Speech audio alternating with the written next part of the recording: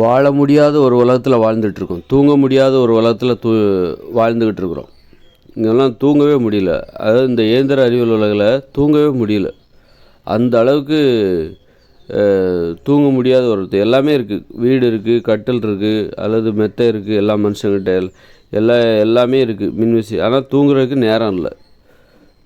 தூங்குறதுக்கு நேரம் இல்லை. தூங்கினாலும் தூக்கம் வர மாட்டேங்குது. அந்த அளவுக்கு ஒரு வாழ்க்கை, வாழ முடியாத ஒரு வாழ்க்கை, வாழ முடியாத ஒரு உலகம். ஆனால் அந்த உலகத்தை அற்புதமாக உருவாக்கி வச்சுருக்காங்க. ஆனால் வாழ முடியல. இந்த உலகத்தில் தூங்க முடியலை. தூங்குவதற்கு எல்லாமே இருக்குது, பெட்டு எல்லாமே இருக்குது. ஆனால் தூங்குவதற்கு நேரம் இல்லை. தூங்க விட மாட்டேங்கிறாங்க.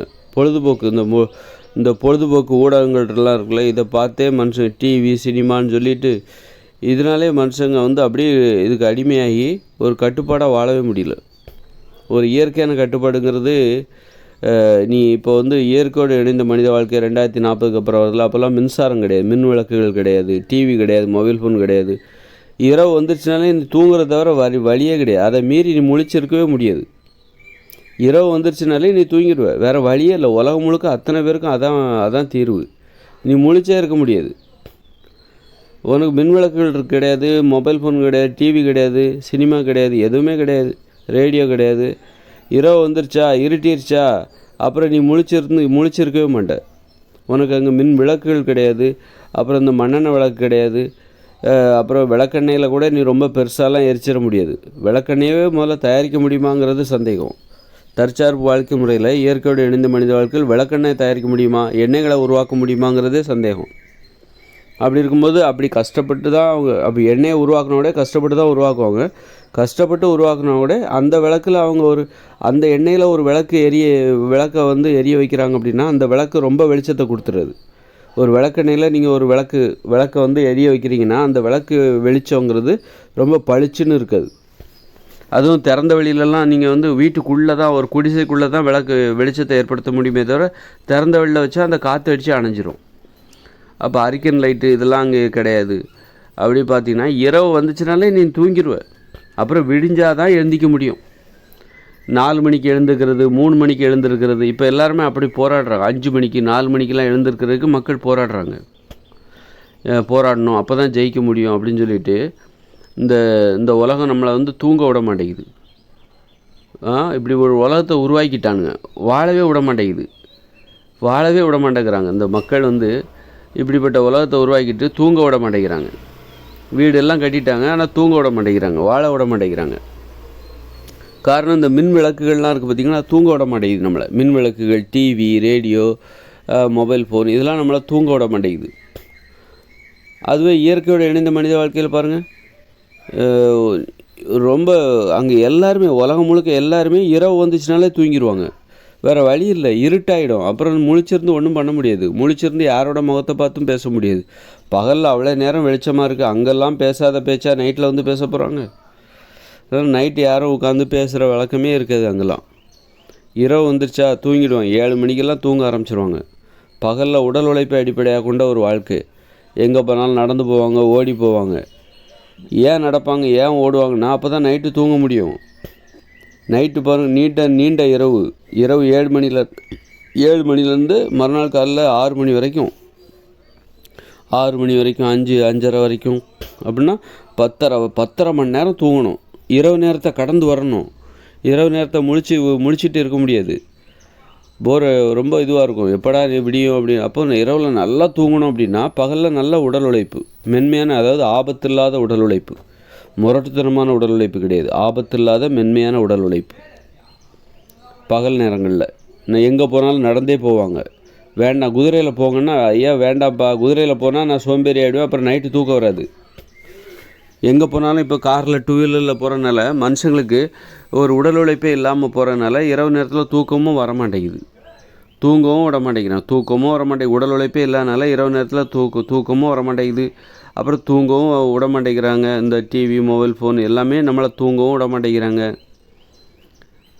தூக்கமும் வர மாட்டேங்குது, உடல் உழைப்பும் இல்லை. அப்படி பார்க்கும்போது தூக்குங்க. அப்புறம் மறுநாள் காலைல 5 மணிக்கு எந்திக்கணும், ஓடணும், திரும்பவும் வேலைக்கு ஓடணும். இந்த மாதிரி வாழவே முடியாத ஒரு உலகம். பகல் நேரத்தில் தொழில் பணத்தை சம்பாதிக்கிறதுக்கு, ஒரு குடும்பத்தோட நேரம் செலவழிக்கிற, நண்பர்களோட விடுமுறை எப்போ வரும், திங்கக்கிழமை வந்துச்சுன்னா அடுத்து சனிக்கிழமை எப்போ வரும், ஞாயிற்றுக்கிழமை எப்போ வரும்னு எதிர்பார்த்து கற்று கிடக்குறாங்க. எப்படா அந்த பண்டிகை நாட்கள் வரும், விடுமுறை கிடைக்கும் அப்படின்னு தான் எதிர்பார்த்து கற்று கிடக்குறாங்க. இந்த மாதிரி வாழவே முடியாத ஒரு உலகத்தில் வாழ்ந்துட்டுருக்கோம். தூங்கவே விடாத ஒரு உலகம் இது.